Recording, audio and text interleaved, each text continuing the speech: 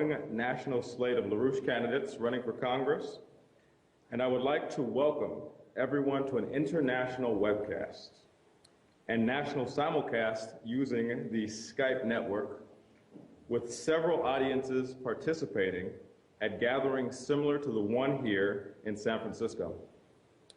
I will note here that the other 5 members of the National Congressional Slate are also hosting events similar to this one. Rachel Brown in Massachusetts, Bill Roberts in Michigan, Diane Sayre in New Jersey, Dave Christie in Washington, Keisha Rogers in Texas. I don't know many things, but I can assure you that this event will be truly remarkable. When Lyndon LaRouche first publicly warned of the threat of global thermonuclear warfare, shortly after the brutal murder of Libyan dictator Muammar Gaddafi at an event hosted by my campaign here in San Francisco's Chinatown on October 29th, 2011, many people, including myself, were in a state of surprise. We wondered, how did he know such a thing? Since that moment, the forecast that Mr. LaRouche made has manifested itself surprisingly accurately. Regarding the so-called Syrian and Iranian crises, several warnings have since emanated, especially from Russian and Chinese officials, warning of the dangerous potential for a thermonuclear World War III. This world war is being driven by the British imperial financial oligarchy, who see their international system is experiencing a complete disintegration, of the whole transatlantic system is disintegrating, and this is uniquely what economist Lyndon LaRouche forecasts would happen. There are options available to us, but only on an emergency basis. With a growing clamor for military intervention into Syria and Iran emanating from the British, a group of patriots, led by those gathered watching this event here at the various audiences, and the leadership of the U.S. military as well, and now the introduction of a resolution into the U.S. Congress by Congressman Walter Jones, re-emphasizing the constitutional role of the U.S. Congress and only the U.S. Congress in authorizing the declaration of war, which has been submitted, and that any move by this president to unilaterally authorize war will be met with impeachment. And might I add, long overdue impeachment. Since its introduction, House Concurrent Resolution 107 has gained widespread attention by several independent media outlets around the country. In response to the introduction of this resolution, Mr. LaRouche commented that, quote, "This bill could save the United States from destruction." So with that said, I believe what you will be participating in today will be of monumental historical importance. I have been personally associated with Mr. LaRouche for about a decade now, and if there's one thing that I know with absolute certainty, is that you're never going to easily find it easy to predict what he's going to say. So without any further delay, I introduce to you, and please welcome me, join me in welcoming economist and statesman Lyndon LaRouche.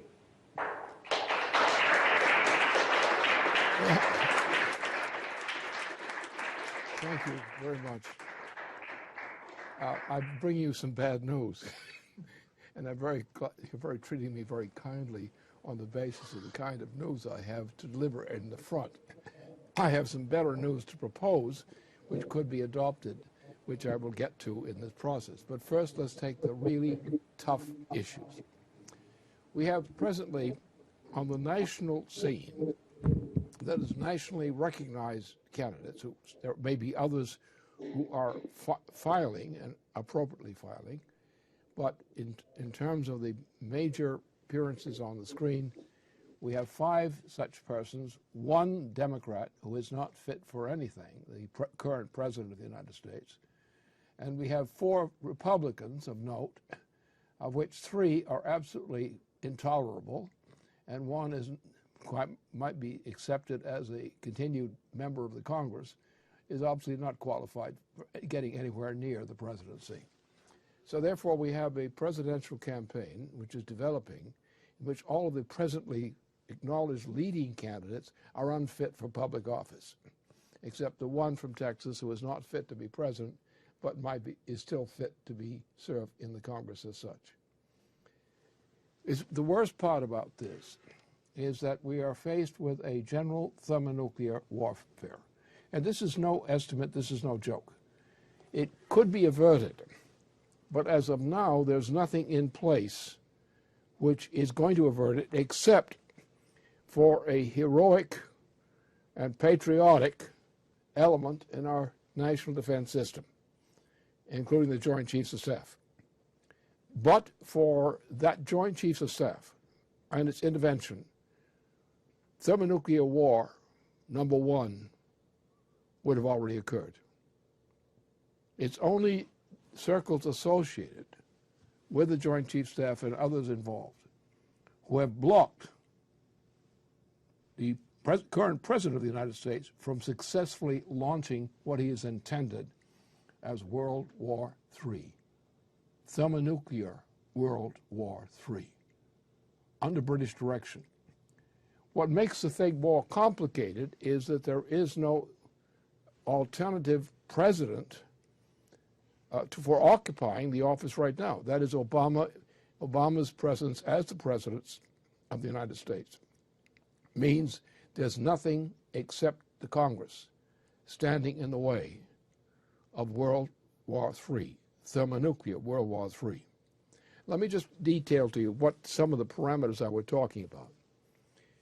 World War III, in terms of the forces which are now deployed by the United States and others for such a war, would be a thermonuclear war, not any kind of conventional war. This war, if it were to be launched, would probably lead to the extinction of the human species, because the kind of operation they have declared themselves committed to do would mean that in order to carry out this thing successfully, they would go to a level of launch of thermonuclear weaponry which probably would lead to the extinction of the human species because of the byproducts of such a war.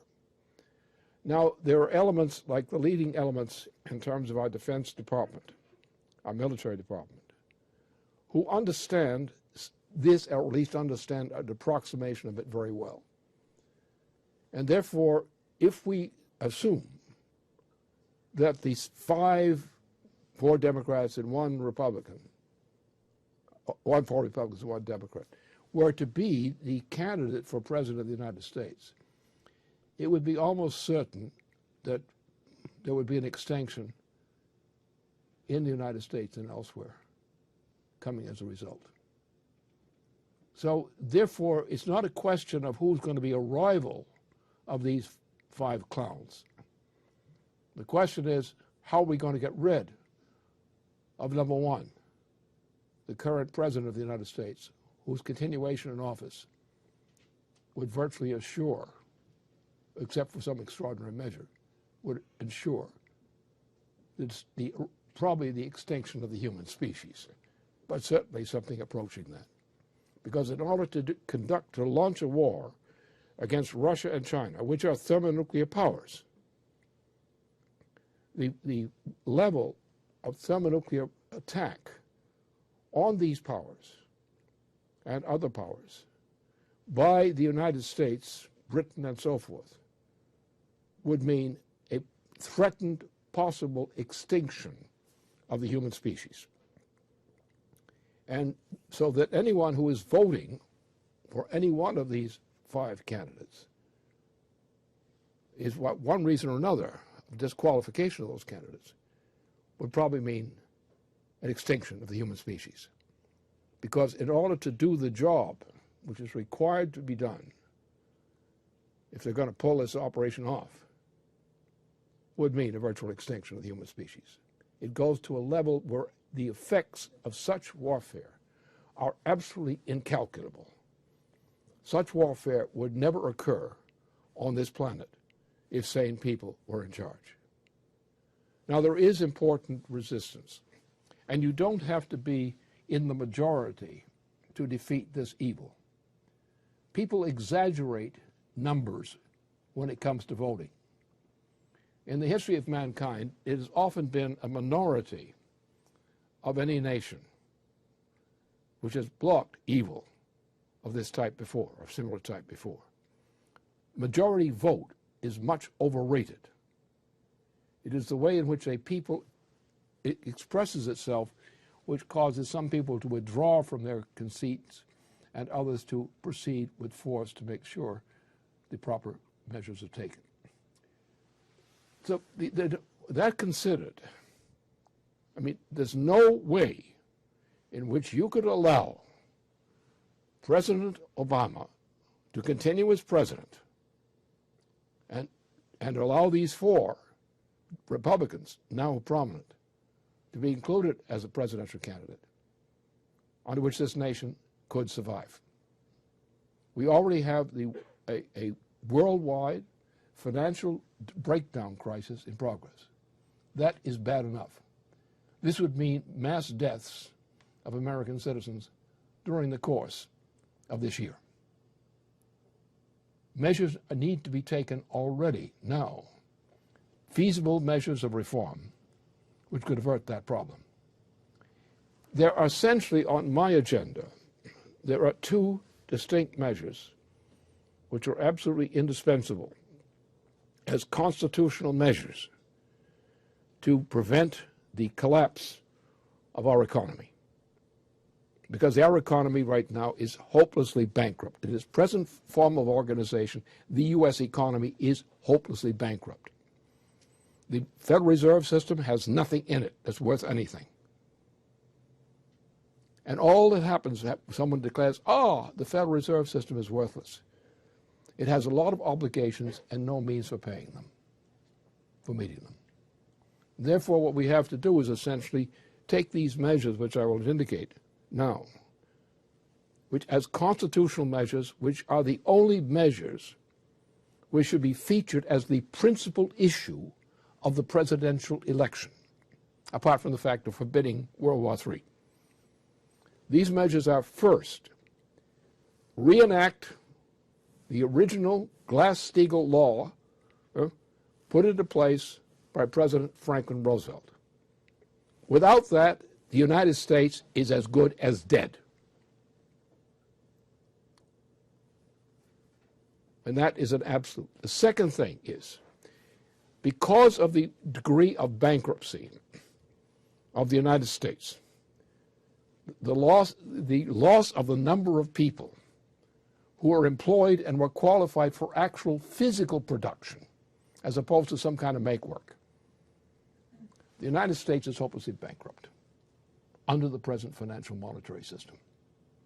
And it's merely a matter of time on the day in which that bankruptcy is declared,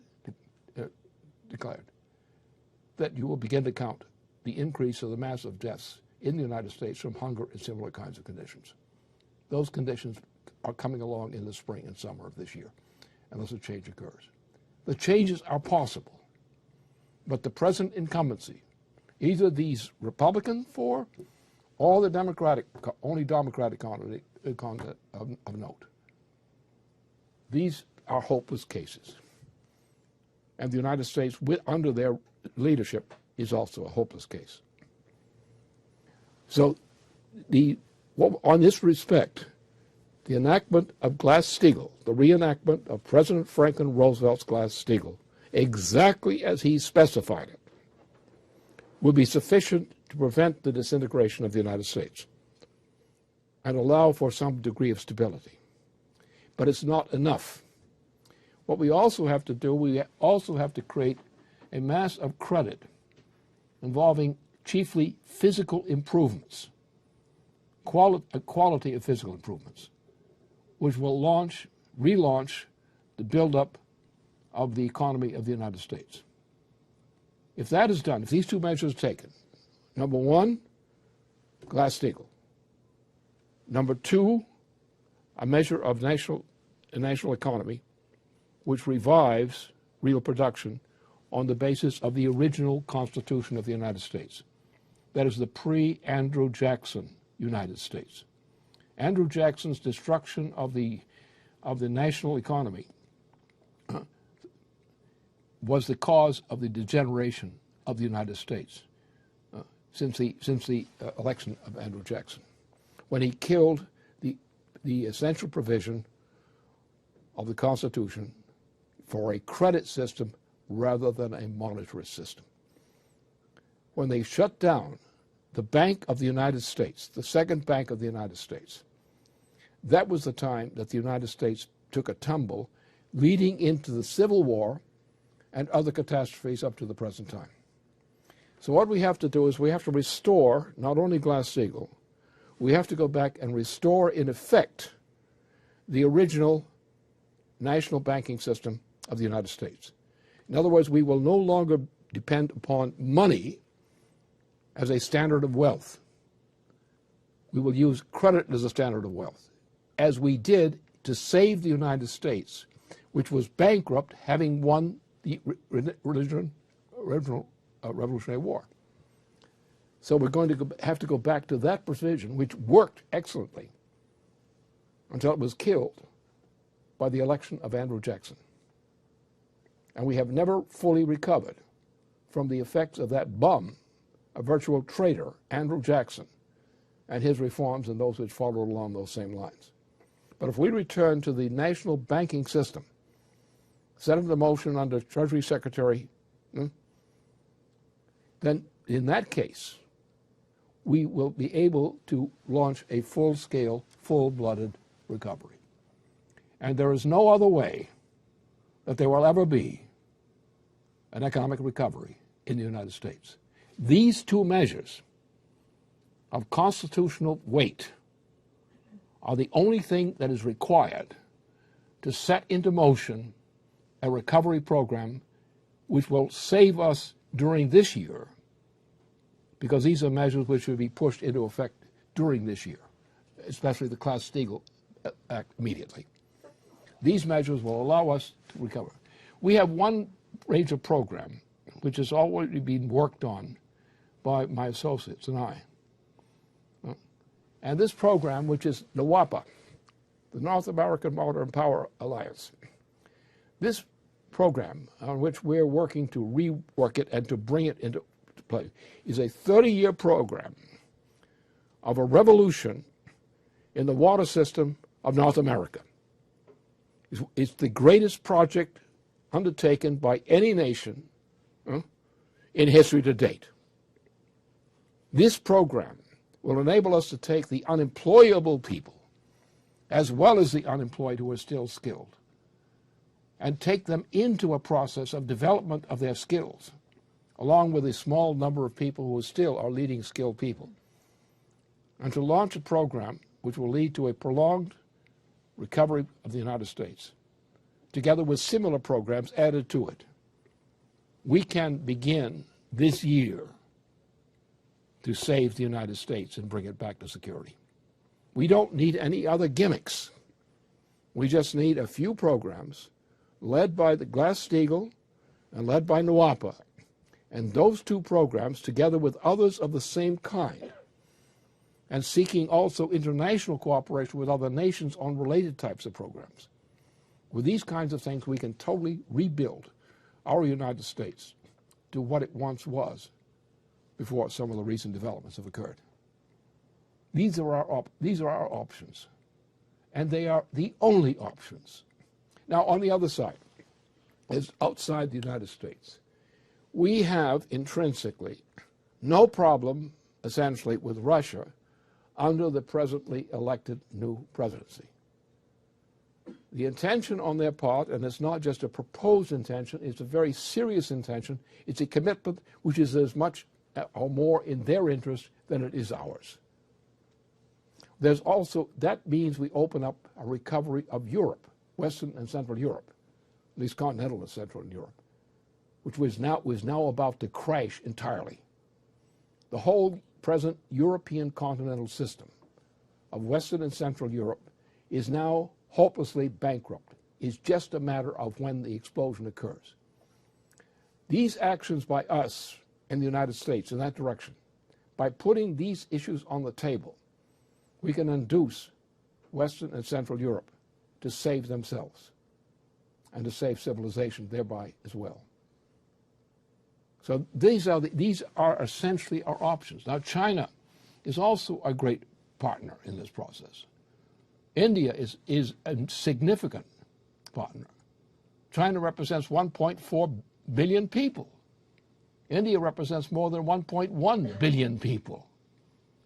These are not unimportant nations. The economies of Russia and those of China have been progressing, however poorly in some respects, but effectively, during the same time, we in the United States have been recently going downhill, especially since Bill Clinton left the presidency.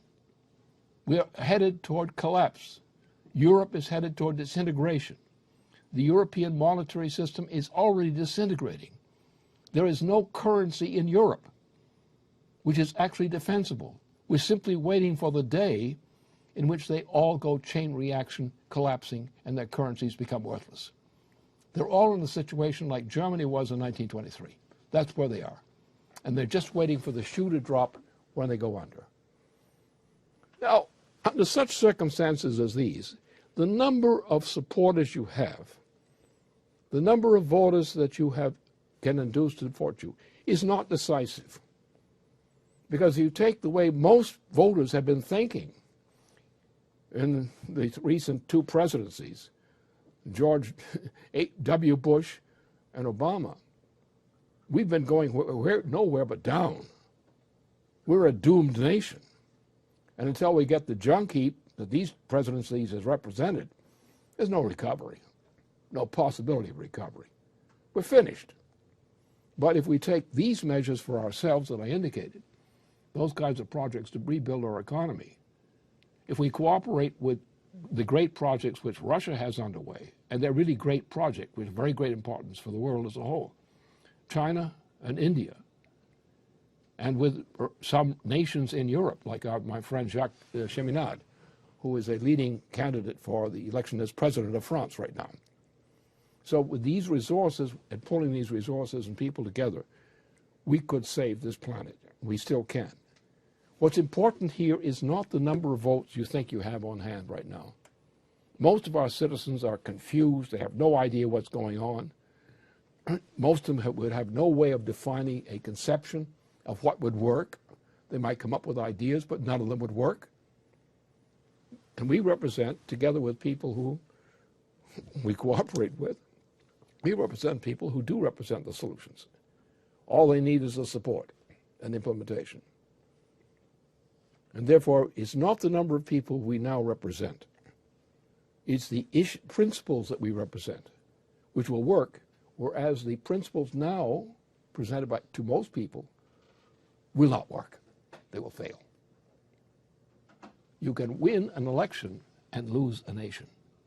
And that's the situation as of right now. Continue to vote for these candidates, and you will lose the United States, and they will lose you. Adopt policies that will work, and they are available, especially in cooperation with other nations which are willing to cooperate, and we can solve this problem. We can manage it and solve the problem. That's where we stand.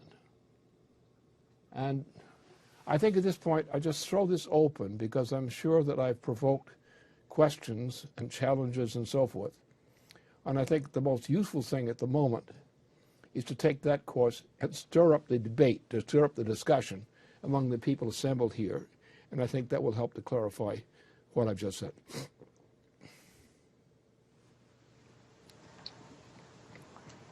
Hi. So we're going to start here in New Jersey. Yikes. And just so people know how this is going to work, we're going to go around the country, New Jersey, Houston, San Francisco, Seattle, Detroit, Boston. Then we'll come back to New Jersey. There are some questions that have also come in online, which we'll take after one round from the locations. So from here, the first question is from Hunaid Baliwala with Bridges TV. If you want to stand right there.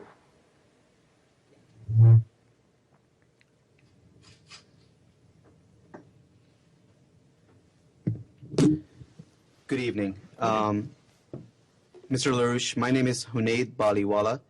I'm from Bridges TV. I'm the head of Bridges TV, the first American Muslim television network that's available on cable satellite here in the United States. First of all, I want to thank you for all your work over the years that you have done, and I appreciate for having me here and being able to ask you this question. My question has to do with the anti-constitutional NDAA and the attempt to intimidate those who are speaking out against the world war threat, and how you suggest that a Muslim community in America should fight with all the other Americans against it. Our station is about to lose its signal. Last month we were taken off air on Comcast, and next week we are due to go off air from Verizon Fios as well. And we're not in any financial trouble, nor have we been cited for any FCC violations or anything of that sort. What we have covered, though, is unpleasant and unauthorized news on the world threat, including many of your press releases and your criticism of the president, with in full attribution. Last week, what we have been covering over the last few weeks. Last week was Congressman Peter King gave a fraudulent press conference with supposedly Muslim organizations that are actually in favor of the NYPD surveillance. 13 such organizations, such Muslim organizations, were there. But I would like to point out that none of them were actually from the city or even the state of New York. There were organizations from Phoenix, from Phoenix, Arizona, from Canada, from Maryland, and other places. And 13 such organizations were there in support of this NYPD surveillance. And we also found out that they were related to what your organization has called the Project Democracy Network. The main so-called Muslim spokesperson for Peter King and such a press conference was Dr. Zudi Jasser, and who was also the author and the main person behind the infamous film The Third Jihad, which has caused great source of embarrassment for NYPD. I'm most interested not in what you would say about our particular situation, but rather, please tell me what we are really dealing with, and how must we think about how to fight back, basically. That's what my question would be. All right, you take the American population. Let's be frank and let's just plain tell the truth about this business. Very few American citizens today, actually would like to vote for Obama. But there are a great number who are afraid not to vote for Obama. What you have is you have the most evil forces internationally on this planet who are allied with Obama. And this means also the British Empire, and there is a British Empire. The British Empire is quite distinct from the people of England, even though there are many people of England who are part of the empire in terms of their thinking. So the problem is that people are intimidated, and methods of intimidation are used. The only way is to take a divided people who feel that each of them in each group is as a victim, and they feel that their group forces are not sufficient to defend the group itself. And the only way you can conquer that problem is by solidarity among people who are being persecuted unjustly as a part of a system of intimidation. Most Americans hate Obama. And yet he's being posed as the next president again. He should be thrown out of office for the crimes he's committed, including crimes against humanity on the world scale. I mean, for example, let's take the hard case. We had this president who's unfit to be president, morally or otherwise. This president unlawfully launched a war in Libya. This president was responsible for the murder of the former president of Libya. This president, former president of Libya, who was shot down on orders of the British and Obama, under the supervision of Obama, this president took, this Obama, or his forces, took over and the president of Libya. And having him, taking him captive and wounded, they executed him. They committed murder, a crime comparable to that of Adolf Hitler in terms of international law. And nobody did anything about it. And they went promptly from the intention to continue that kind of warfare. The first targets they went to after they had murdered a man who was committed no crime, who was in their captivity, who they controlled, they executed him. They murdered him in violation of all international law. And nobody did anything about it. And therefore, as a result of that, first of all, the world is terrified of the British and President Obama, who was nothing but a British stooge anyway. He probably was never actually elected. The whole election was probably fraudulent anyway. But the British paid great amount of money, including drug money, to get this man in the presidency. Then they went to go at Syria. The same thing. There is no basis in truth for this operation against Syria. It's a crime against humanity. And if you look at it from the standpoint of Arab, Muslim standards, it also is very clear what's going on. We're now, the same thing is going at Iran. There is no truth, and every relevant agency involved, there is no truth to the assumption that Iran is building or sequestering nuclear weapons. That is settled. All official agencies which have investigated, including some of the most responsible of the planet, have all settled that. And yet they are insisting that it is necessary to run a war, an attack on Iran. There's no reason. Yeah, there is a reason, but it's not no good reason. The reason is that the British and certain other agencies intend to launch a general war against Russia and China. The issue is not an issue of Syria. It's not an issue of Iran. It's an issue of the intention of the British and the President of the United States to launch a thermonuclear attack on Russia, China, and other nations in Asia. If we allow that to happen, you're dead, because that war, if launched, would require the launching of a thermonuclear barrage of a type from which it is probable that no part of the human species would survive. Because both Russia and China, which are the primary targets for war, are nuclear powers. What would happen?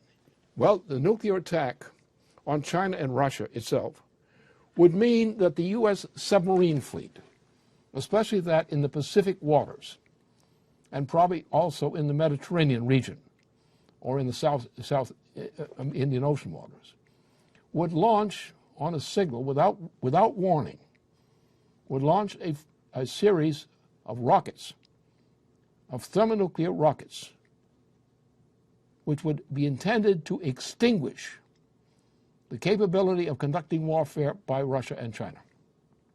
Now, Russia and China are thermonuclear powers, and especially Russia is a very senior in this matter of nuclear powers. The question is, would the human species survive such an exchange of thermonuclear barrage? Now, what on this? Why hasn't it happened yet?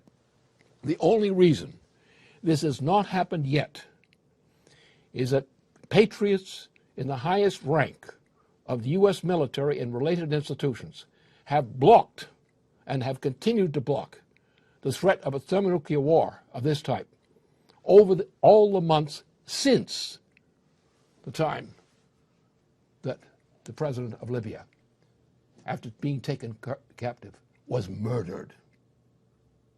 A crime against humanity for which the French, the President of the United States, and the British are liable for criminal charges under international law. So we're in a situation now where if you want to play by the rules on the street, as our friend has pointed out from New Jersey, that there's a systematic approach to various groupings of people inside the United States as elsewhere, campaigns of intimidation, harassment, threats, and so forth, victims, in order to establish a Hitler-like, or Hitler-like worse than Hitler-like, dictatorship over the United States and other countries. Therefore, if we cannot assemble ourselves as a unified force to join together to prevent this thing, if we allow ourselves to be divided one against the other on the matter of essential constitutional rights of our citizens and the comparable rights of people of other nations, we are making ourselves the accomplices as well as the victims of our own cowardice.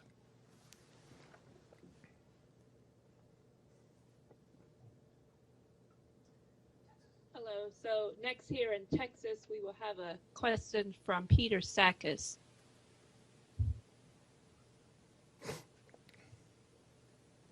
My name is Peter Sakis. I'm from Rosenberg, Texas, and I am an American patriot.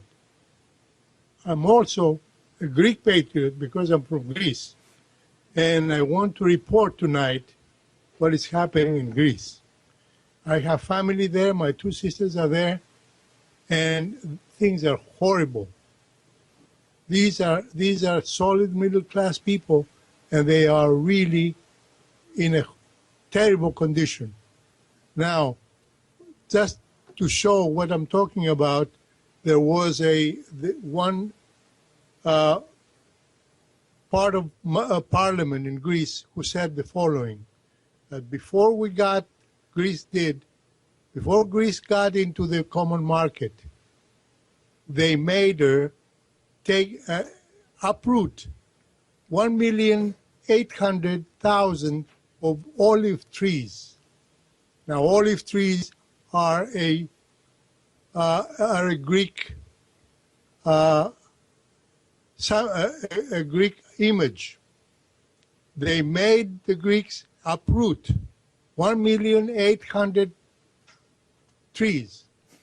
Now, she said, this lady, this member of parliament says that now poor Greek people go to the cemeteries and the churches and steal olive oil to survive.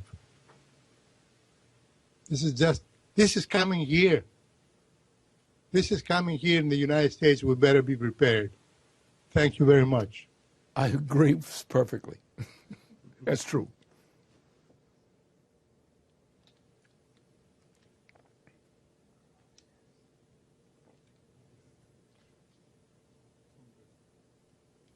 It's worse, actually.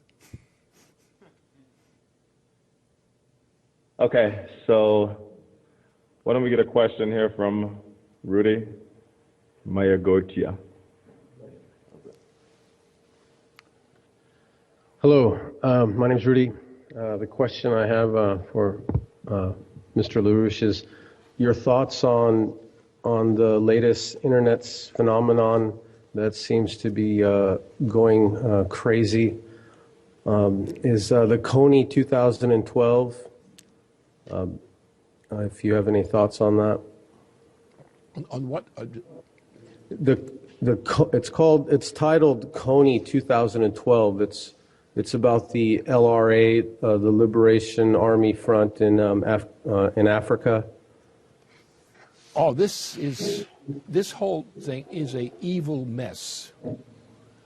There is actually a plan of genocide. Now, to be frank about this, the first thing you got to say, when you say that, you have to say that, first of all of Africa today is essentially, directly or indirectly, a British colony, which is conducting the equivalence of mass murder, genocide on that continent.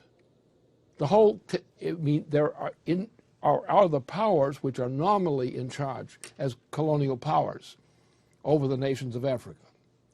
But in fact, the whole combination is a British colony. And it's a British colony which is engaged in genocide against the peoples of Africa and has been ever since about 1892 or so forth. It's continued to the present day. And this is the way you've got to look at it. That we do have a policy of genocide which is run under the British Empire, and you have people like Wall Street crowd people who are actually expressions of the British Empire and have been ever since our liberation, that the Wall Street crowd of Aaron Burr and company were actually British agents and always have been. It was Aaron Burr and company which destroyed our national banking system, as other things. So we have these forces, they're there. And this is a problem. This is exactly the problem.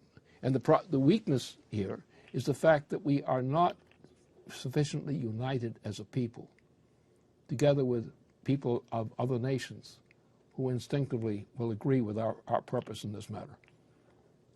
And we're sitting divided, allowing ourselves to be divided against one another in rivalries over economic issues and other issues, when we, the people of this planet, have essentially common interests as common interests of nations, in order to enhance one another for the benefit of each of us. We are a planet of nations, of peoples and nations. We are different nations and we are different peoples in some respect. But that's only a simple way we organize our affairs. And we need our respective independencies in these matters. But we also have to have our equal solidarity with one another in these matters. It's by allowing ourselves to be divided by an imperial force centered in the British Empire that we allow ourselves to be subjected to the kinds of things we're subjected to now. We need a presidency restored, which will not be Obama, because that's the worst possible thing. And none of the Republicans are any good for this thing at all. They're worthless. They're silly at best and nasty at worst. So we need to assemble ourselves, realize that we have to unite as citizens and with other nations with similar concern and similar devotions. We need to unite and take the country back and let other nations do the same for themselves with our cooperation. Otherwise, there's no solution. As long as we remain divided, as we're divided among special interests, so-called, as we're divided among nations, we don't have a chance. It's uniting around a program which is, in our case, our original Constitution. And going back to that, with that we can now, I can tell you, I can assure you, I know it. I know how to do it.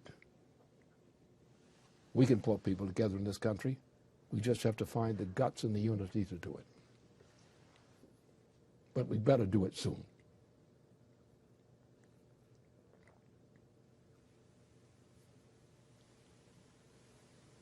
So from Seattle here, we have John. Yeah, I had a question concerning the more of a long-term plans that you were talking about. You were talking about instating glass wall steel, and you also talked about going all the way back to Andrew Jackson and some of the things that he changed. And you said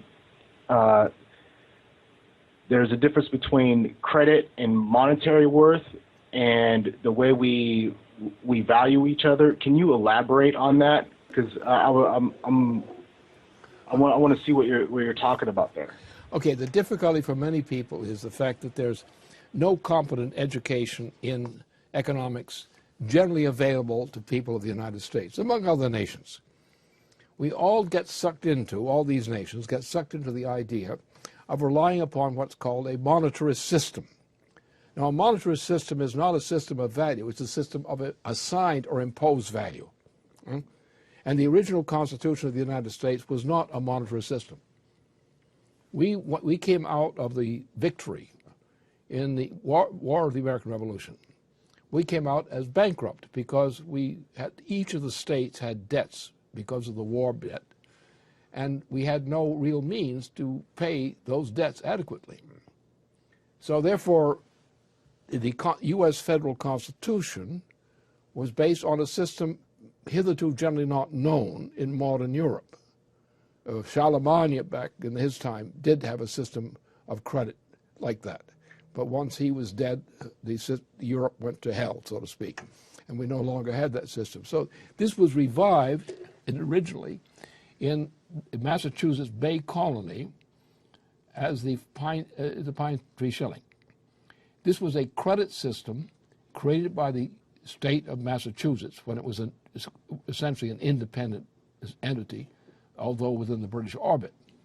And what happened is that when the British Empire system took over, the Massachusetts Bay Colony was crushed, but people from the Massachusetts Bay Colony went to Philadelphia and similar places and restored the germ of the intention of the Bay Colony. And so out of that, we won our revolution, we won our freedom, but we were bankrupt.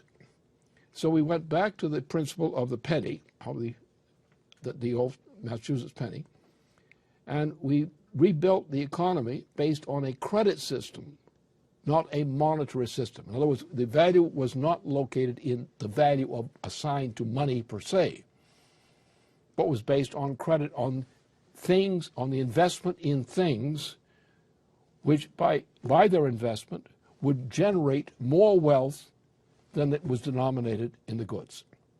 So it was simply a commercial system in one sense, in which people had the prices for their labor and their income. But it was a system with a federal system which would give credit by the federal nation to the various parts, the various states of the nation, and to the nation as a whole. And we found out that we could generate more wealth by going into debt to ourselves as a nation on a credit system than we would actually end up having to pay.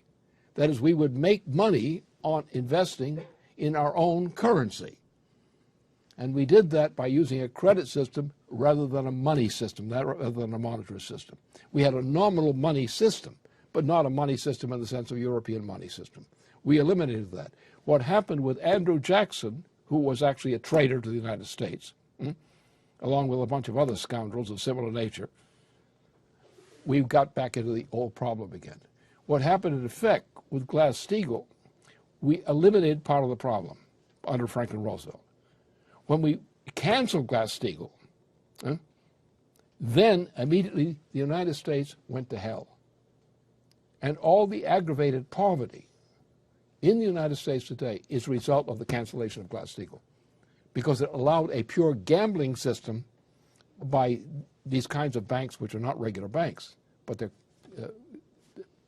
oligarchical banks, and the international banking system. We are looted.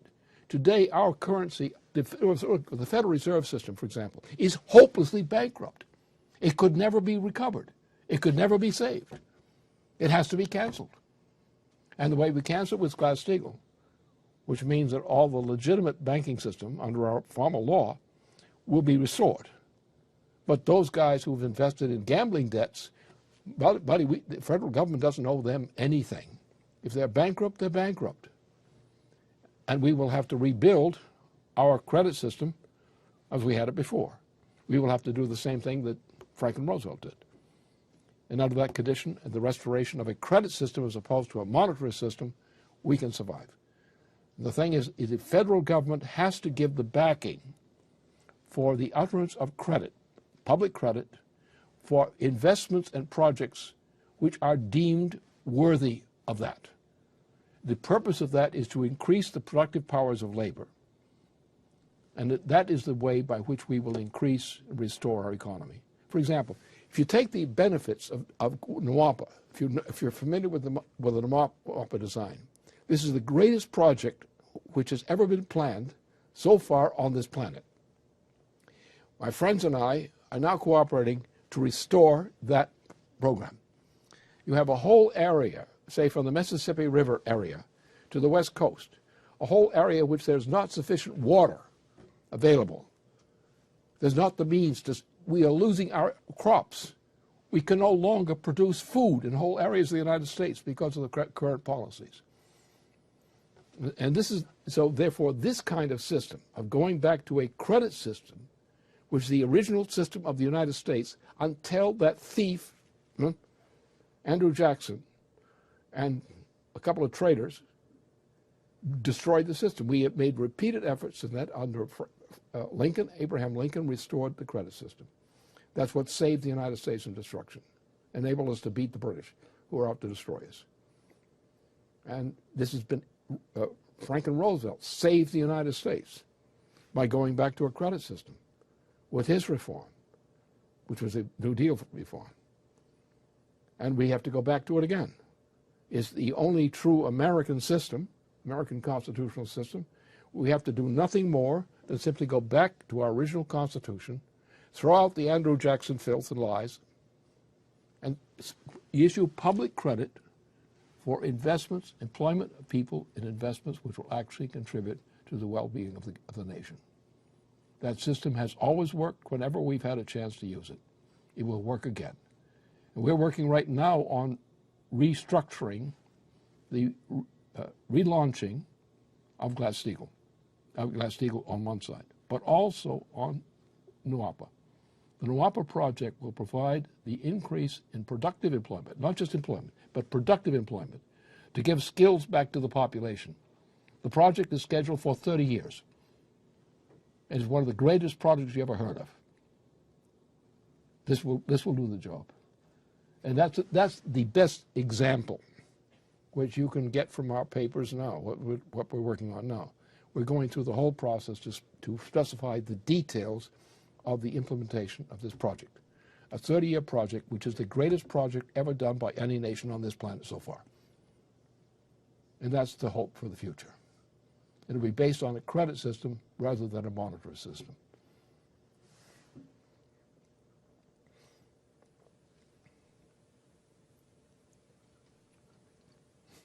Okay, we have a question here in Michigan from Danny O'Sullivan. Go ahead, Danny.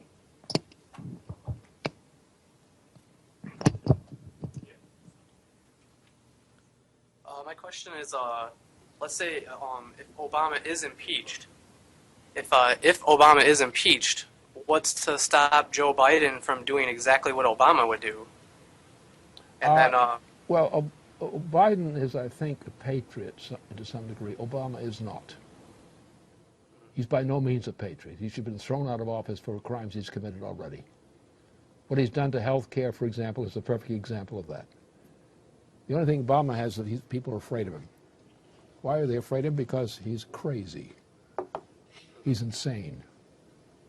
And he commits crimes that only an insane person would commit. And people are afraid of him. So they kiss his butt because they're afraid of him. Those of us who have the guts not to be afraid of him, to recognize he's dangerous, but not be afraid of him. This man should be thrown out of office. And I tell you out there, as some of you probably have estimated already, if the American people get themselves together, at least a significant number of them, you would find out that most of the Americans today want no part of Obama. And they want no part of those Republicans either. So our job is now to make sure there's a fit replacement for both sets of those candidates. Get them both out of office and impeach Obama. We can do just fine. And we have, what's shown by that, if you look at the American military, the military system, the leaders of the military system, they are the only force which effectively has prevented a thermonuclear war from hitting the United States already last year. And it's the role of the Joint Chiefs of Staff and similar people in our institution who have been the only bloc to prevent you from being killed as part of that kind of war. It's a pretty good motive. And the motive in this case like this is when you're up against that, get together. And when you unify to defend your nation, you may have it back again. It's funny you say that because I had a second question, and it has to do with the unification of American citizens against all of this. And do you know anything about if the American government has taken steps towards the mass murder of American citizens if they do unite? Yes, that we know of that. Obama has been doing it. Obama has been sending planes, remote piloted planes, out to kill American citizens.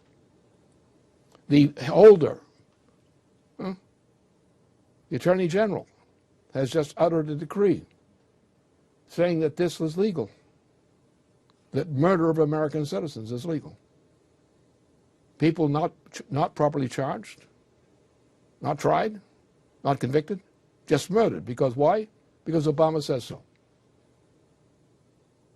And you want that for a president? Continue. You want to keep that as the president-elect for another 4 years? Do you want your health care back? Better get Obama out of there.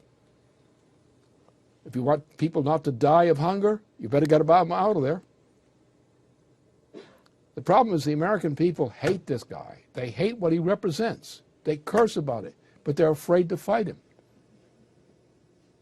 If we have some unity among American people on the idea of presenting to them an intelligible program which will remedy the problems we have, the economic and social problems that we're suffering, then the American people can be caused to unite to a common purpose. If we're intimidated and divided against one another on the basis of the sense of different kinds of issues or something of that type. For example, when I talk about what the policy should be for the next election, said that two things. One, Glass-Steagall. Without Glass-Steagall, you can't save the nation. That's not enough. We're so bankrupted by what's been done to us, especially since 1990, that we no longer have any sense of power over our own system. So therefore, what we have to do is therefore Glass-Steagall, then establish a credit system like the first and second national banks of the United States instead of a monetary system, and we can do just fine if we are united to do that. And that's the solution. And my job is to, above all, is to try to make clear to you as citizens what these options are and what the problems are. I know it can work. This is my specialty. Economics is my specialty. I'm better than anybody else on this question.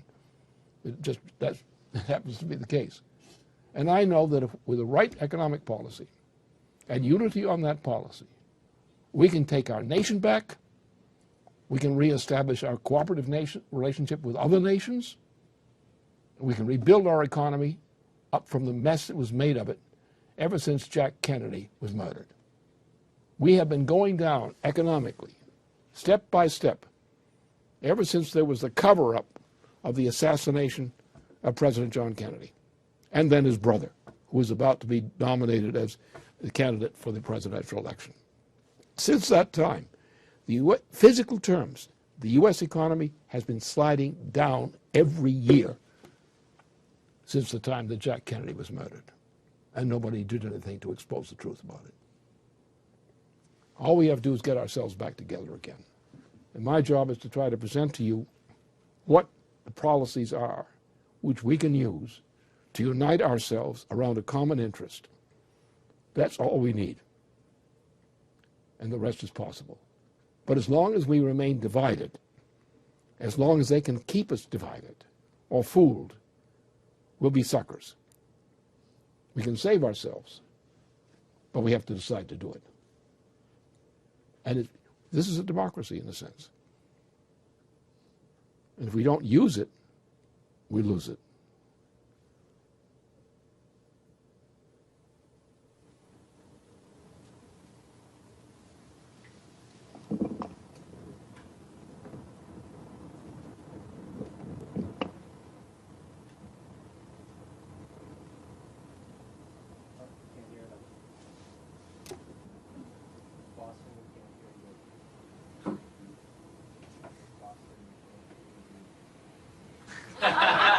Boston, where are you?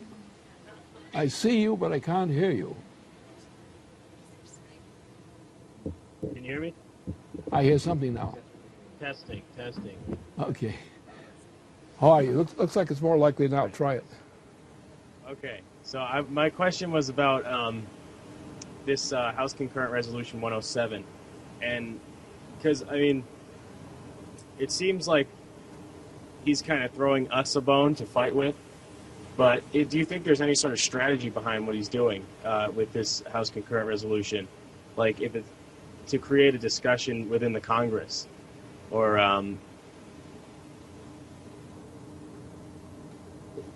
I just want to hear you elaborate more on that. That's kind of what I was looking forward to. What we're getting from the White House and from much of the legislation going through the Congress is nothing but kissing the butt of this president or the British. It's not. Look, there are only several things that are really important at this time. They're the only things that are important because without them we lose everything. So first things should come first. Right now we are on the verge of being destroyed by being drawn into a war which, if it occurred, will probably cause the extinction of the human species. I'm not guaranteeing it would be the extinction of the human species, but we wouldn't want to do it because it probably would be the extinction of the human species. And there's no need for it anyway. That is no sane need for it. The other thing are economic issues. And there are two economic issues which of national urgency, which have to be first in priority. Because without these two issues, you cannot save the United States. One is Glass-Steagall immediately. Glass-Steagall does not have to wait for another election. Glass-Steagall is a law which needs to be reenacted immediately as emergency legislation. That is the absolute precondition for saving this economy. And there's nothing else which is anywhere near as important and urgent as legislation, as federal legislation. Now, emergency legislation now, the emergency installation of Glass-Steagall again, Franklin Roosevelt's law reenacted, period. That will stop the bleeding. Without that, the situation is hopeless. However, because of the bankruptcy, the Federal Reserve System is hopelessly bankrupt. It can never be saved. It's worthless. The general banking system of the itself, the private banking system, is worthless. Those banks are worth nothing. The ones we're paying tribute to, the ones we're bailing out, are worthless. They're gambling debts. And what happens when a gambler loses a gambling debt? Are you supposed to pay him? Well, then why are we paying the Federal Reserve System for gambling debts? We cancel the gambling debts. And we go back to a commercial banking system. We take everything in the commercial banking system, which is still valid, and we bail it out. We save it. Because it's through the commercial banking system, resaved, that we're going to be able to take federal projects and implement them through the private banking system with federal backing. This is the recovery. So therefore, I've said we should avoid getting into on this election on any issue of this type, financial type, except those based on Glass-Steagall, reenacting Glass-Steagall as originally defined, and at the same time canceling the Andy Jackson swindle, which was the cancellation of the federal system, a banking system. Those two measures restored will enable me, for example, as an economist, to guarantee the greatest revival of the U.S. economy that ever had happened before, based on the implementation of one project in particular, but not just that one project, but that one project as the example, NWAPA. NWAPA is the greatest project ever designed by mankind so far for economic recovery. The restoration of that project will be the spark plug for international measures of similar types of related projects, which will result in the greatest progress in the human condition economic condition in the history of mankind. We can do that now. So those two provisions of law, without any other diversions, by other diversions kinds of law, are the measures which will save the United States now. If we take those two measures, we can do it. Without those two measures, we cannot do it. That's the way it is.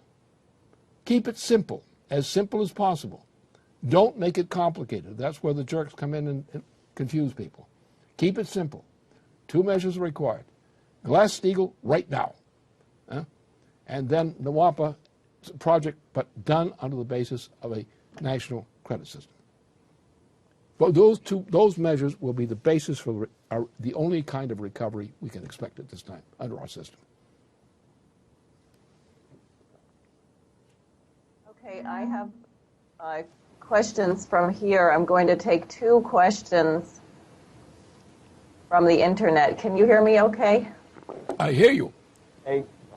Good. Which dog are you bringing Questions with from the you? internet, and then we're going to start round two with New Jersey. The first question is from Darcy Richardson, who is a Democratic presidential candidate who is on the ballot in about 5 primary states so far and probably will also be on the ballot here in New Jersey. And he asks the following. He says, while Jacques Cheminade of France is absolutely correct in his statement that Greece is only the first domino in a carefully planned angular annihilation and austerity bloodbath masterminded by the European Central Bank and the world's leading bankers, those including the powerful Goldman Sachs investment firm that bundled millions of dollars for Barack Obama's election in 2008 and whose speculative orgy caused this calamity, to be followed by similar draconian measures inspired by the same financial elites in Portugal, Spain, Ireland, and Italy. No country in Europe will be spared. What should the appropriate political response be in the United States? What realistically can the average working class and middle-income American do to fight this cruel-minded and Spartan strategy of the elitist financial oligarchy? A strategy clearly destined to be imposed upon the unsuspecting and ill-informed citizens of the United States following the 2012 elections.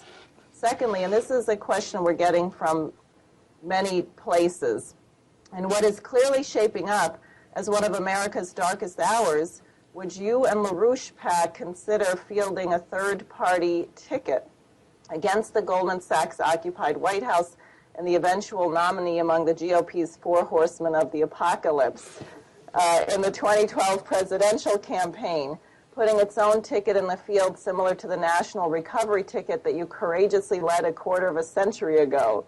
I'm sure you would wholeheartedly agree that the United States needs a 21st century FDR. Thank you, Mr. LaRouche. Okay, well, first of all, the worst thing about war is you've got to have a basis for winning it before you start it. You may do it out of desperation, as has been done in times, but that's not a very good idea to get into if you can avoid it. What is needed, it would be sufficient, and I'm talking about what would be sufficient to do the job directly.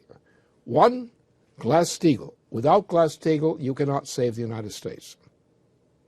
Therefore, that must be restored immediately. It's not a question of the next election. It's now. We need a Glass-Steagall election now, right now, and nothing less. Secondly, you cannot cause a revival of the U.S. economy on any significant level without returning to a credit system, going back to the national banking system, which had been authored originally in the original Constitution.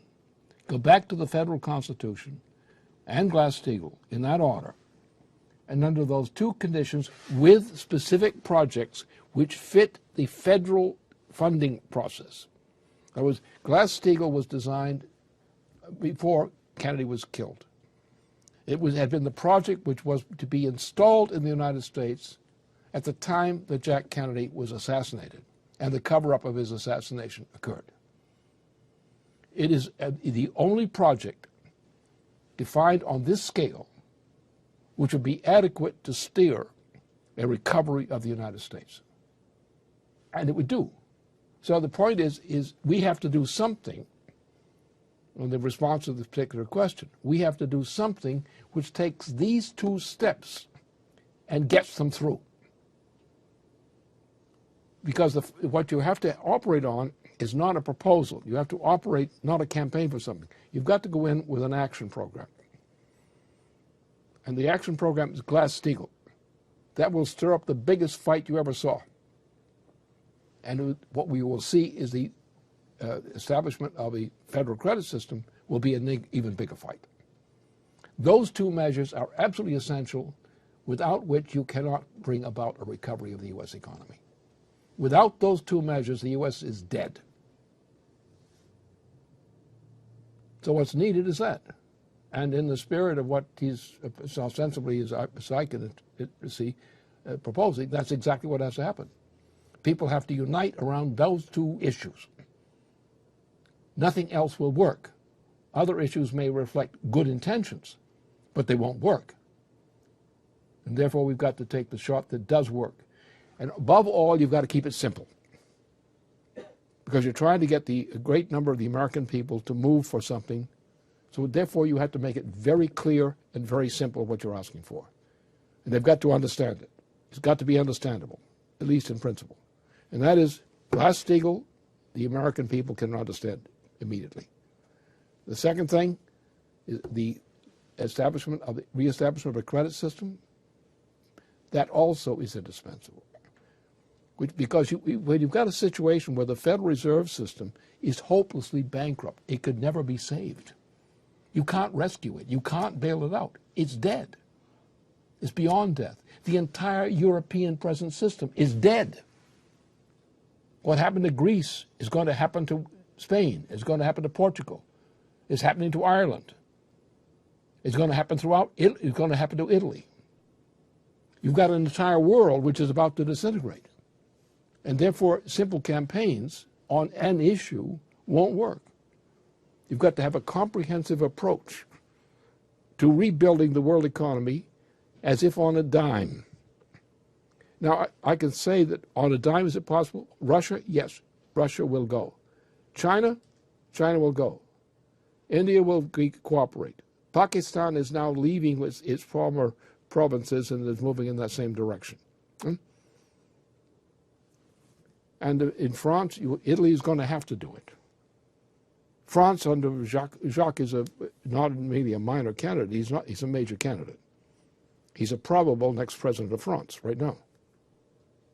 He's not a remote shot. He's not a remote long shot. He's fully qualified in terms of background, his education and specialty, and trained in this and with me for years. We've been together on this thing. Jacques' effort in France is plausible. He has the credentials for it.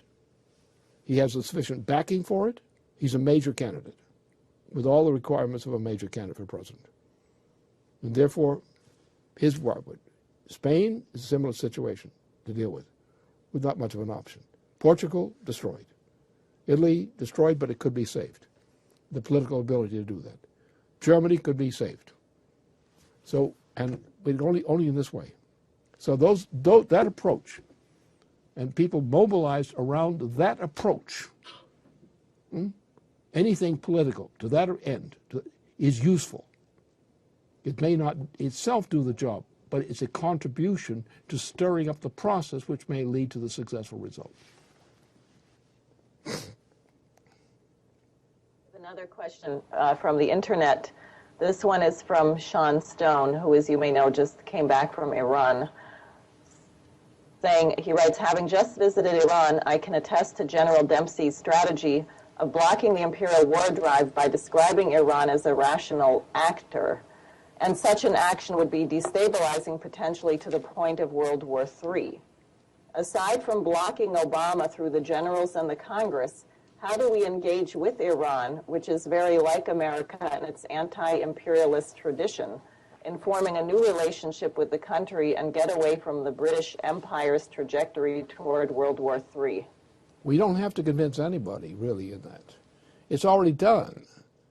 The relationship between Russia and China and Iran, especially Russia, is clearly defined. It's already established. The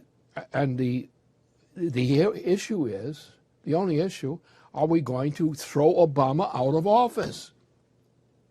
You can't support Iran. Iran is already supported. Russia has put its might, and it does have thermonuclear might, another might, has put itself in protection of Syria and Iran. Both is the biggest support they've gotten so far. China is involved in this. India is involved in it. Pakistan is moving into the same alliance and changes in alliance. We have the capability, the political capability of dealing with the issue already. What we have to do is implement it. And some of the questions like you're asking on questions which I know the decision is already ready to be implemented by relevant nations. It's an alliance against the British and its puppet dog, Obama. The answer to all the questions you get mean, first of all, you must get rid of Obama from the presidency, and you must get the British defeated. And the Scots are ready to do it. They're ready to desert the British Isles. In other words, we don't need design of the schemes because, in point of fact, even though many of you will not be informed of it, all the measures that need to be taken are already specified in principle. And people are already working on it. It's the fact of the division of people who are in these desires, that they're not brought together as a deliberating group, but are fragmented in fragmented formations, which is the problem. You don't need the majority of the population to do this. What you need is the unity of some parts of the population to be the core of unity of action around perceived and defined goals. Right now, the only thing that can save the United States, apart from just avoiding this war, keeping us out of this war, is number one, Glass-Steagall. Without Glass-Steagall, anything you're trying is worthless. Secondly, you must go to a credit system as opposed to a monetary system. Without those two measures, anything you do will fail. Now the question is to unify people around those two specific measures and not drag in other issues because you want unity on principal issues, because that's the only way you can defeat an enemy of this type. Therefore, we have to unify, even though there may be shadings of difference on what people say on these things, there has to be unity on the question of the principle of the government. It's not trying to get one issue in. The old American way, which always failed, was the effort to get some particular issue on the table with the hope that one particular issue might lead to a success. But that does not work. It never did. It's the sense of the unity of a nation around an issue which is unifying because it goes to the interest of every American. And you have to define the issues on which you fight the same way you fight a war for a constitution. You have to be prepared to fight a war. If you're prepared to fight a war, you can win. If you're not prepared to fight a war, if you just try to take one issue as a wedge issue, don't use a wedge issue. That's a trap. That ensures defeat. It's unity of intention, and it's trying to unify the population around its own intention. And you can take power. You take power, why? Because you're the people. We have now for round two a question from the New Jersey audience, Richard Sarkeesian. Okay. I'm from the 5th District in New Jersey. When I saw the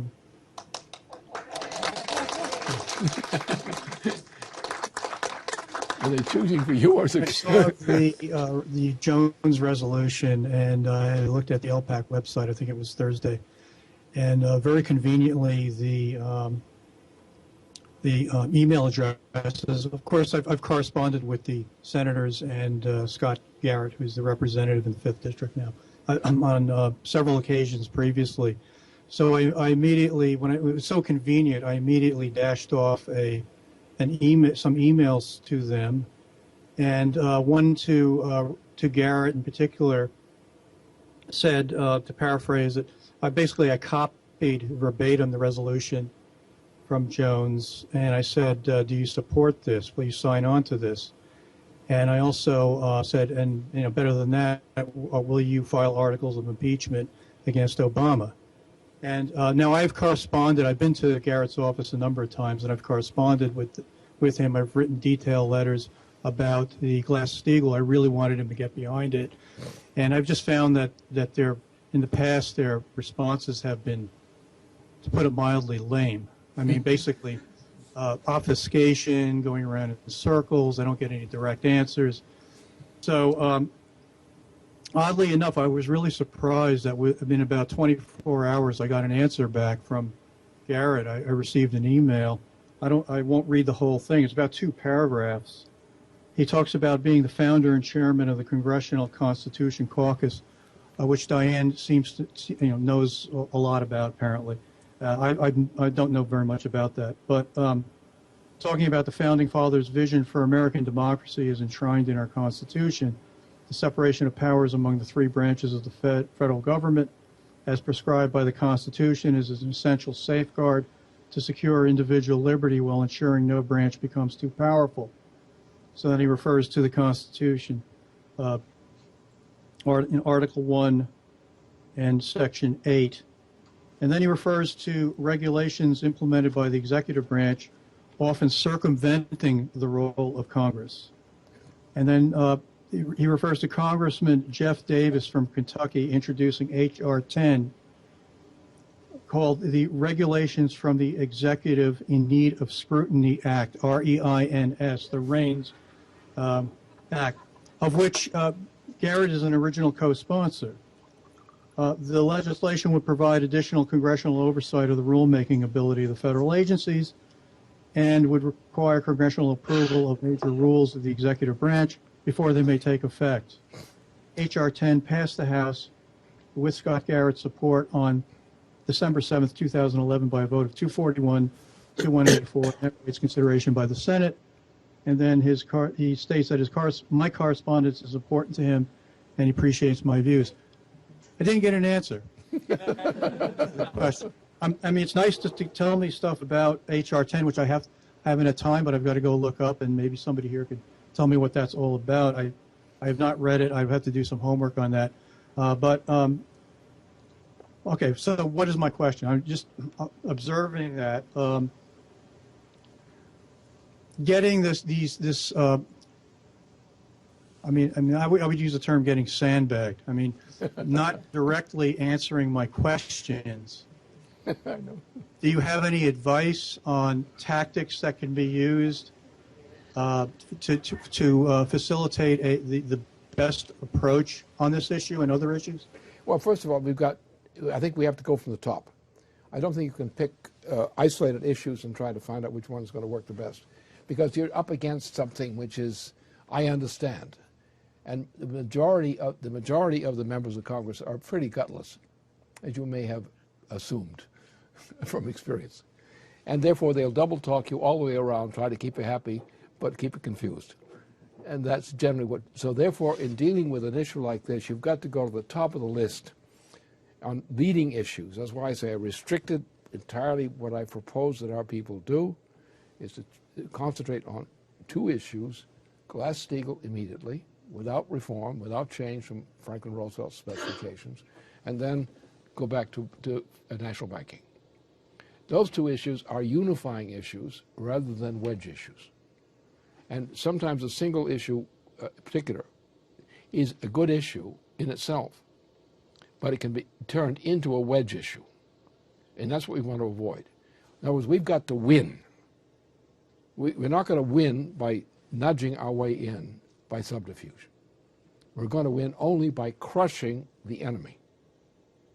And the way you crush the enemy is by uniting the greatest number of American people around a sense of a common issue, so that they share their commitment to that issue.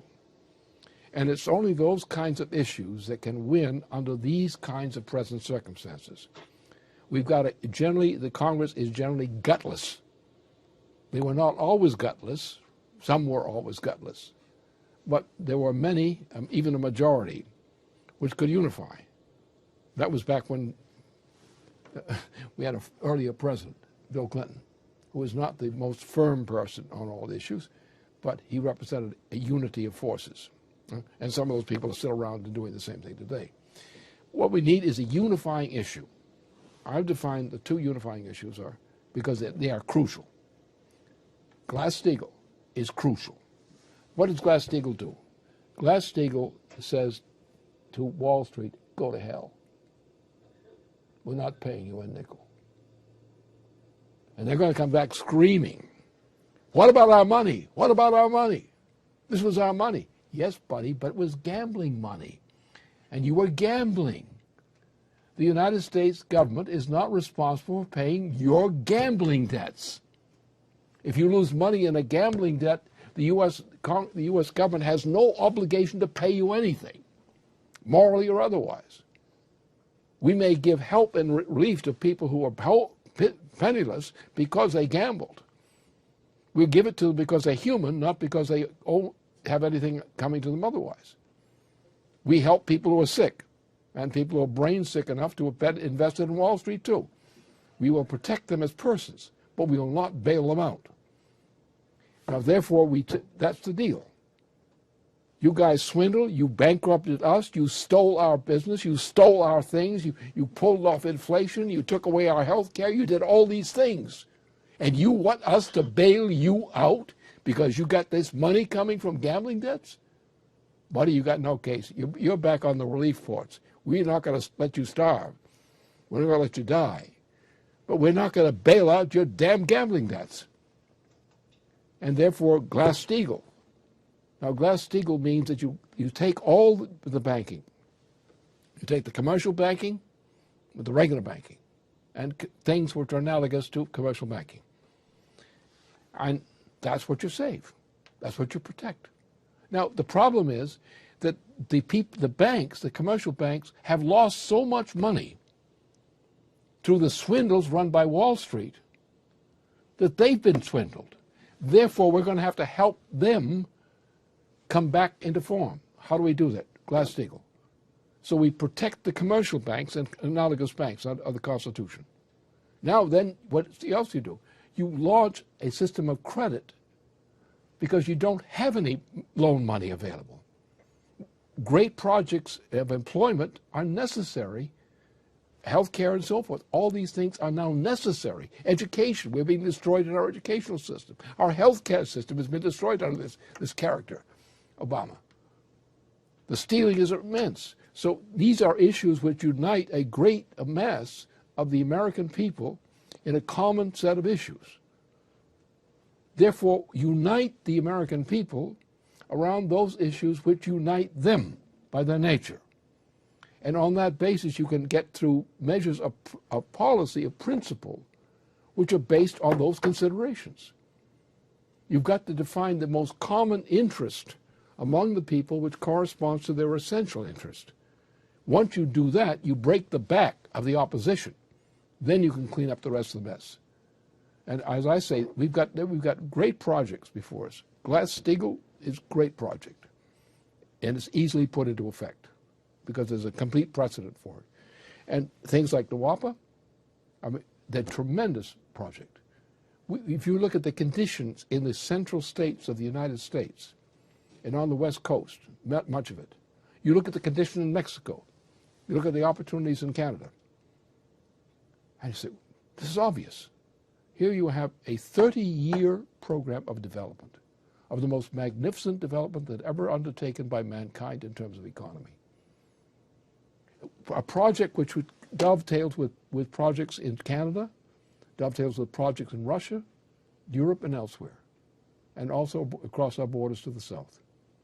The greatest project ever conceived by mankind is now, why not? Let's invest in that. Let's take people who are, we've got youth out there. Do you realize that youth between 16 and 25 are generally useless? They have no skill in production. Most of you know that. You live among them. You know they don't even want to work. They want money, but they don't want to work. They have no skills.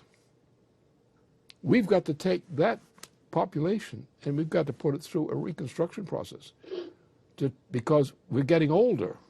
I'm particularly getting older. I'm approaching 90. And I'm not going to be around that much longer.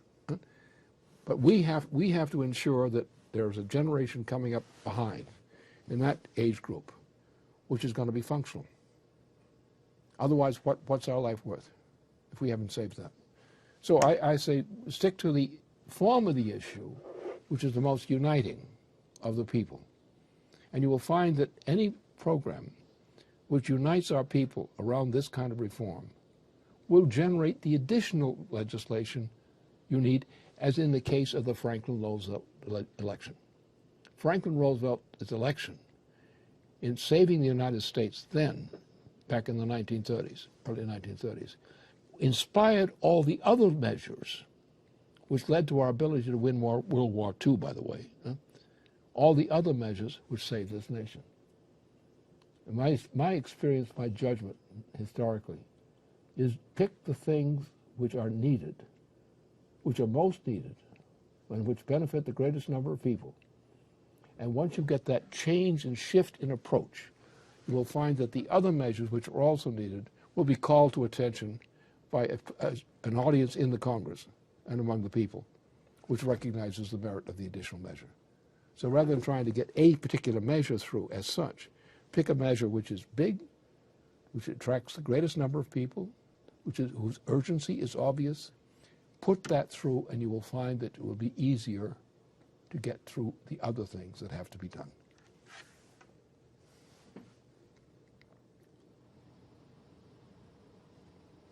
Okay, so we have another question here from Texas. Before we get to that question, though, I just wanted to say that I think that the clear direction to be taken is that if you really want to get the attention of the Congress members, then don't write them a letter. Go to their office, go to their town hall meetings, and take charge. Because what I can tell you is from here, just a few months ago, when we went to Sheila Jackson Lee's office after a meeting we had here with about 15 or 20 people, she could not evade the issue. She had to listen to what we said, and we made it clear that she had to sign on to Glass-Steagall, and we were demanding she sign on to Glass-Steagall. And when 15 people got up to the microphone demanding that, believe me, she was actually paying attention. So forget about the letters. Go and take charge. Okay, so the next question from here comes from James Schlotman.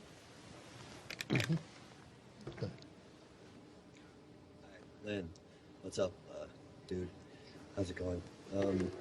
So my question involves something I've been thinking about for a while over the years, just trying to get an idea of method, I guess.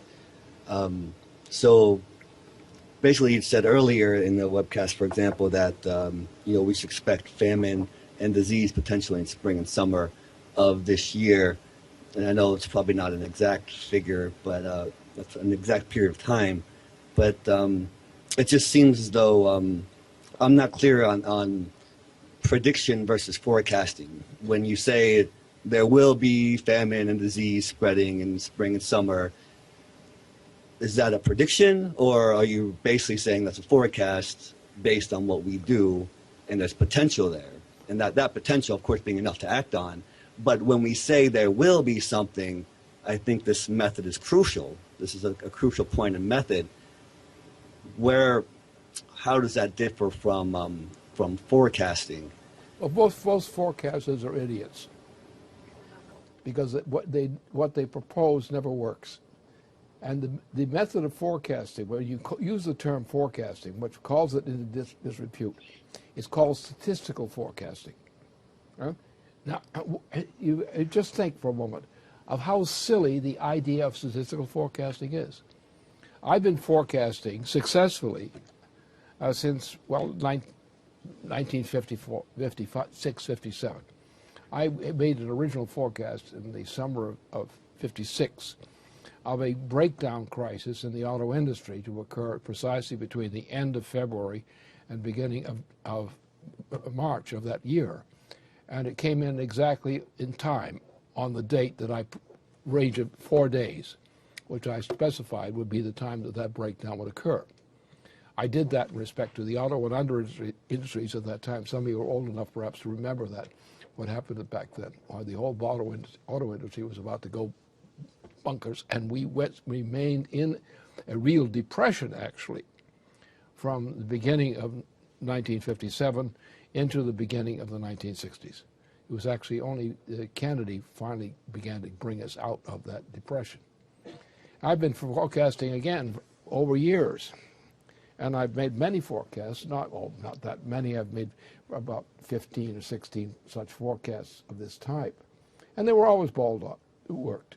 And every time my opposition was making a forecast, they blew it. They were incompetent. The method of forecasting used by people in the United States today and largely in Europe is intrinsically incompetent. So why call it forecasting? Why not call it hindcasting? Because they never seem to get anywhere with the results. So that's the difference. The issue is, the problem here is a more profound one, to really treat your question with the seriousness it deserves, is I am a forecaster. I'm good at it.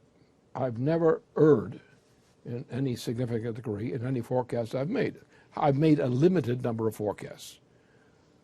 I started back in 1950s, and I'm back near 90 now, and I've still held up the record. So I'm an expert in this, and there are very few people who have actually that expert credential. My forecasting is based on the recognition not of taking a statistical average of events which have now occurred, but on knowing the principles which are being employed to induce a certain result. In other words, I don't predict or forecast. I define what the future is going to be if certain conditions occur. And I've never made a mistake in that. And therefore, there is no real difference of any difference. Either you're competent in forecasting or you're incompetent. I'm competent. Most people who forecast are incompetent because they depend upon trying to get statistics from the future rather than paying attention to what is being done in the present for the future.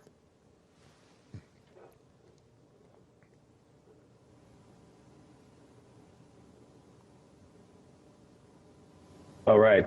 So I fully endorse the take charge approach that you just brought up, Keisha. Question is, you have to be able to find your congresswoman, and Nancy Pelosi always seems to be hiding somewhere. So our next question is from Joe Weatherby. Okay, where's Joe? Good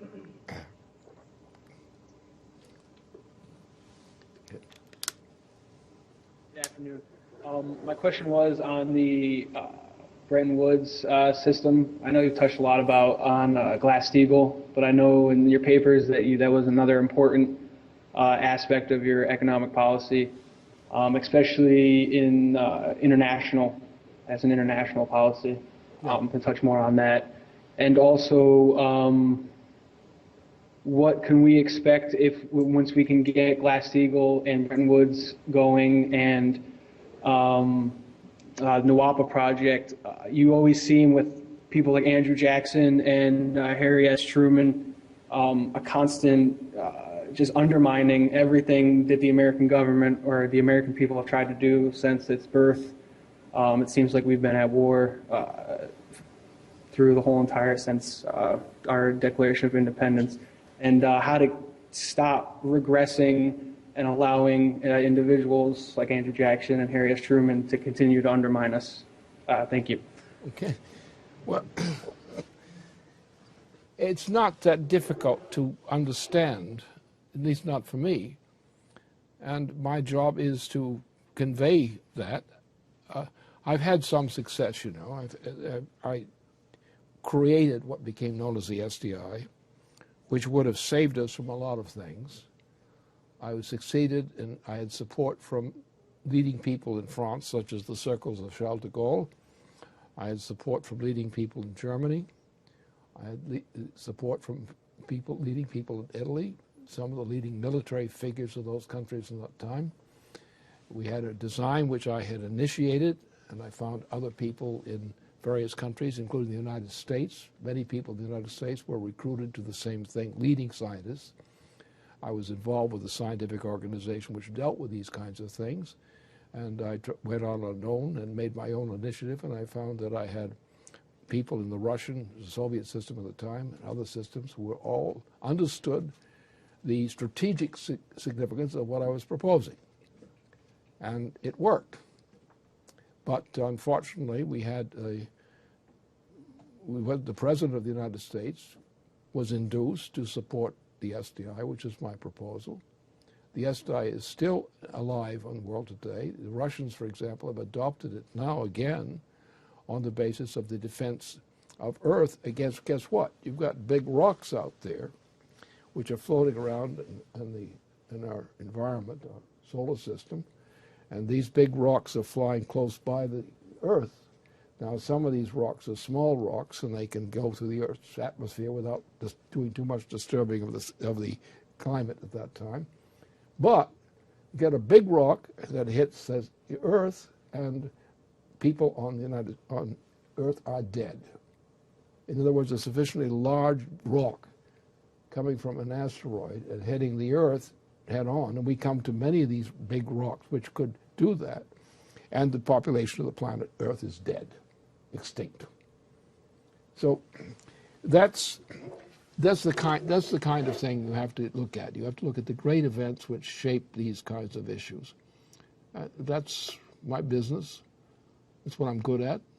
That's why I'm influential internationally and why I'm feared by many people, especially since the official presentation of the SDI. I have been persona non grata with all the enemies of such policies, so I'm quite familiar with this stuff. And that's essentially in forecasting today. That's what the issue is: to understand the galactic physical factors within the solar system and beyond and on Earth, which determine the preconditions of human life. We're now entering a period in the galaxy and in the solar system itself, which you may have noticed in the change of weather in the past year. We're now entering a period in which there's increased danger to the human species as a whole by the kinds of conditions which have now entered into the solar system through a change which has occurred in the position of the solar system with respect to the galactic position in the galaxy. So we're now in a situation where we have to forecast and find means of forecasting, not only how to colonize Mars and the Moon, which the Moon we're familiar with, Mars will also have to become familiar with, but also within this solar system. We have to elect defenses which prepared to pre-detect and to divert very large rocks and similar kinds of things from the vicinity within the solar system, which could lead to the destruction of people on the planet. Incidentally, the current president, Obama, has canceled all those programs which are absolutely essential to prevent human beings on Earth from becoming extinct through a large rock which could have been diverted. In other words, if we go into the range of Mars orbit, and if you have a position out there in Mars orbit range in which you've got a large rock that's coming at Earth, and you know it, and you know what the trajectory is, you can, with a limited amount of effort, you can divert that rock so it doesn't hit Earth. And you may recall that this past year there was one big rock which came between Earth and the Moon. If it had hit Earth, we'd be dead. So this is the kind of thing you have to think about. You have to think about the long-range effects in economic practice, in developments in nature, and all these other conditions. You have to have institutions which are competent to understand what these threats are and have the competence and the efficient ability to do something about it. And that is really it. If I say what's necessary, the forecast is NWAPA, NWAPA is necessary. If I say Glass-Steagall is necessary, I know Glass-Steagall is indispensable for the human people. And for this coming year, we now face under Obama a sudden food shortages because we're going to miss about 2 crop years. And people in the United States are going to die of hunger if Obama's policies continue inside the United States as a result of this. This is true particularly in the states which were affected by these great storms this past year. And people are going to start dying. So there is such a thing as forecasting. But forecasting is generally of that nature. It's physical essentially. It's forecasting physical events, including diseases, plagues, epidemics. And you have to have the ability to foresee these things coming or to react when they start coming. And you have to know that what it's going to take to deal with the problem. And you're going to set forth proposed laws and other actions which locate these problems and deal with them. So real forecasting is not pie in the sky. It's not gambling. It's not betting on a gambling table. It's understanding the physical science involved in the way productive actions and other kinds of actions affect the future of humanity. That's what forecasting is. It's physical scientific forecasting, which enables us to detect the problems we have to cope with, to find the advantages we have to develop,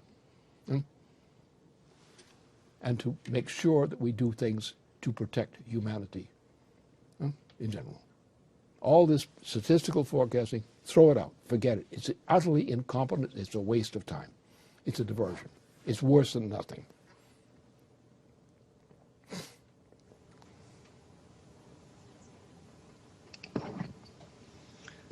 Okay, we've got a question here from Rick Fuentes. Rick is a candidate for U.S. Congress, an independent running in Michigan's 3rd District. Rick?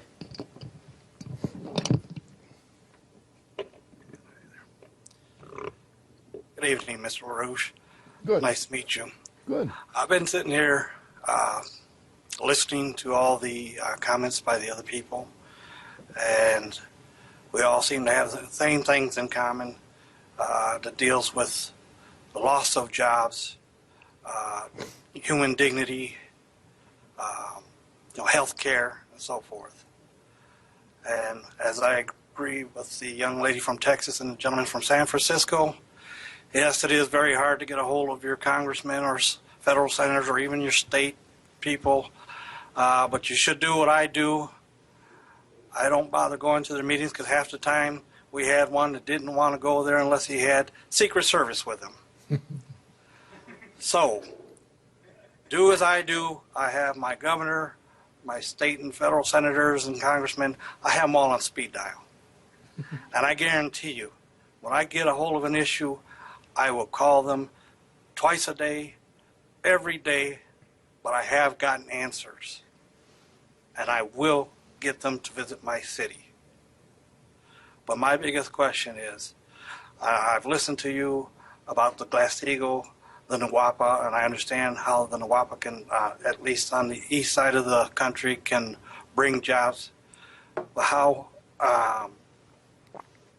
as far as the Glass-Steagall, how will that help bring back some of these jobs that are lost, hopefully all of the jobs that have been lost in this country, and bring us back to where we need to be? And the second part of this is, as you say, we need to have the president impeached.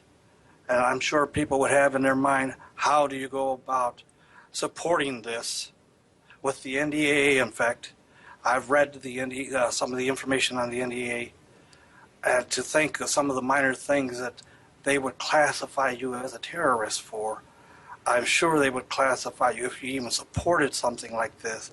How do you avoid that? Because I'm sure there was a lot of people, like you say, that would hardly support the impeachment of the president and the other clowns. Well, first thing is, as in warfare, let's take the case of a famous German commander, Frederick the Great, so-called. And he always went into his battles, he usually won them, with fewer troops than the well-equipped adversary. And what he did, he always outflanked them. In other words, they would come up in the most famous of these battles. He came in with his tired troops, an inferior number of troops, against an Austrian army which was very well equipped and well rested and so forth. And he whipped them twice in the same day. And the way he did that was that he got his troops to break ranks, go around a hill, and this was twice in the same day, same battle, and come up on the rear, or the flank in the rear, of the Austrian forces, which were well-fed, well-officered, but they were also crowded, because they were all crowding together in orderly ranks. They hit them on the flank, and they were taken by surprise, and they were routed. So that it's not always the strength, the physical strength, the numbers of a force that wins a battle, and he did this fairly regularly, not always, but regularly. It's the way you are organized and the way you think, and you organize your thinking, which may win a war. Sometimes a very weak force. It's like the so-called Gideon's army concept from the Old Testament, that sort of thing. So the main thing is to understand what your strengths are, your potential strengths, both in respect to what you're going to do and the reason you're going to do it, what the motive is for doing it. And you have to outflank the problem. When I say Glass-Steagall and national banking, the national banking system, that's what I mean. These measures are intrinsically flanking issues. But for example, take the case of money as a power. Where's the power of money lie in the United States today? It lies in worthless assets, gambling assets. What do you think the Federal Reserve System is indebted in? Gambling money. It's not real money, and this doesn't represent any real wealth whatsoever. It's gambling money, gambling debts. Now, if you don't have to pay the gambling debts, if the United States government doesn't have to pay gambling debts to gamblers, and what the Federal Reserve System today is nothing but a gambling system. It's nothing but a gambling den. It's an international gambling den. We're being, the blood of the people of the United States are being sucked by the Federal Reserve System and its system of gambling debts and the British system of gambling debts. That's what's destroying this economy. Now, if you simply take a measure of saying, okay, those are gambling debts, right? No production involved, right? In other words, there's no value involved, right, buddy? They're just your gambling debts. Therefore, we don't pay gambling debts. We do not pay your gambling debts. We pay what we owe you in terms of productive things and services and so forth. We pay you for that. But we don't pay your gambling debts. And what is Wall Street doing? What is the Federal Reserve System doing? It's gambling debts. You don't owe this much stuff. Under our law, under our Constitution, we don't owe you anything. But you say, we have this bank. These bets, you've got to pay our debts. No, they're gambling debts, buddy. We don't owe you anything. We don't owe Las Vegas for your debts. You want to get your debts collected? Go to Las Vegas and try to take organized crime to pay the debt, if you can. So we use the power of the United States. We cancel the gambling debts. Suddenly we don't have all these debts. Well, sure, a lot of banks are going to go bankrupt. Fine. Better them than us. We are destroying our nation with these gambling debts. So what do? We say, let's go back to the system of Glass-Steagall, under which we don't pay gambling debts. And this was a swindle. So we cancel the swindle. Hey, buddy, sorry. But then somebody comes, well, what about my money? What about my money? Hey, buddy, those are gambling debts. That's not your money. That's a fraud. And we're not paying your gambling debts. That means that we can now take all the money, which is not gambling debts, but which is normal banking debt, commercial banking debt, and we say, okay, we owe that. The United States government owes that. We've got to do something in compensating these people for these losses. So we will strengthen, we will rebuild every commercial bank we can rebuild. But the problem is so much money has been wasted by the gambling debts that we don't have enough to actually organize a recovery of the nation. Therefore, we have to find how are we going to get the money, the negotiable money, which we're going to use to save the nation. Well, we're going to go cancel the system and go to a credit system. And the credit system will be a guarantee by the federal government that the funds will be available as promised by the federal government in order to conduct certain projects which are useful to our people, useful to the nation, the national interest, and the interest of our people. We have people who have lost skills over the past 20 years. We've lost skills, especially since George Bush Jr. got in there, and since this clown got in there. We've lost this. Therefore, we've got to bring this back. We've got to take people who have no skills, young people, put them to work, train them. We're going to have to take large projects like NWAPA. We have some people who are still highly skilled, some are retired, but they know how to build things. We're going to build NWAPA. It's a 30-year project. It's the greatest project that mankind has ever undertaken. And that project, like the Tennessee Valley Project, which was done under Franklin Roosevelt, which is a precedent for this, will be implemented. We're going to take useless people among our young people. We're going to provide employment for them, as we did, Roosevelt did in the 1930s. We're going to build up the skills of these young people. We're going to turn them into not slobs, but turn them into productive people with increasing skills as they show the ability, give them the skills, engineering skills, other high technology skills. Rebuild what the United States was in World War II, the way we rebuilt the United States under Franklin Roosevelt, that time for the war. And that way we rebuild the U.S. economy. It's elementary. We all should know that.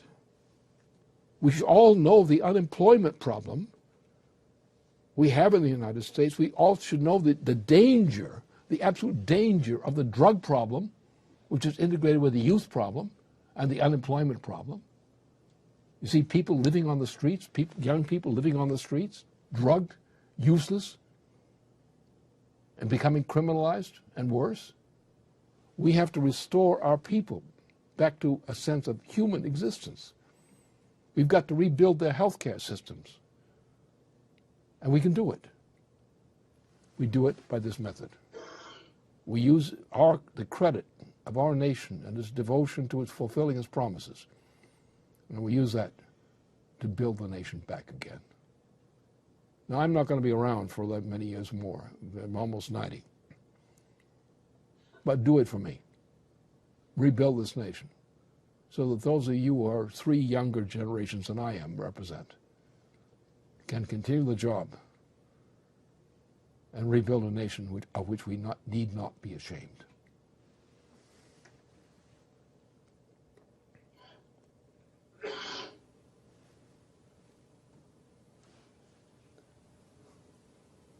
I think that we clearly, thank you, Lynn. I think we clearly have, as I suspected might happen, that was an extremely historic event.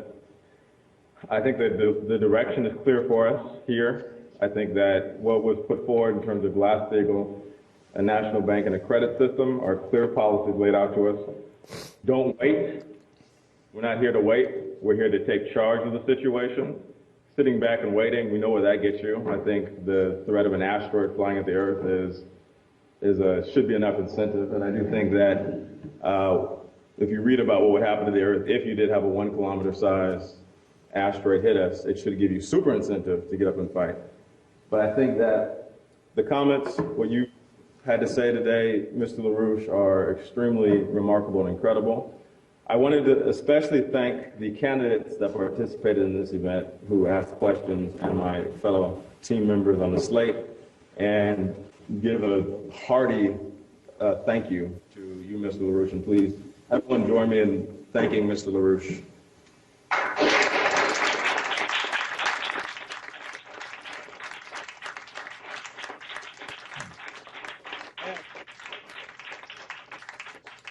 Before we make sure that you contribute. You may not see this, but behind me, one of the signs we had sitting out there fell off. That's how badly we need contribution. We need people to open up their wallets and back up this fight and contribute all that you can. Thank you again.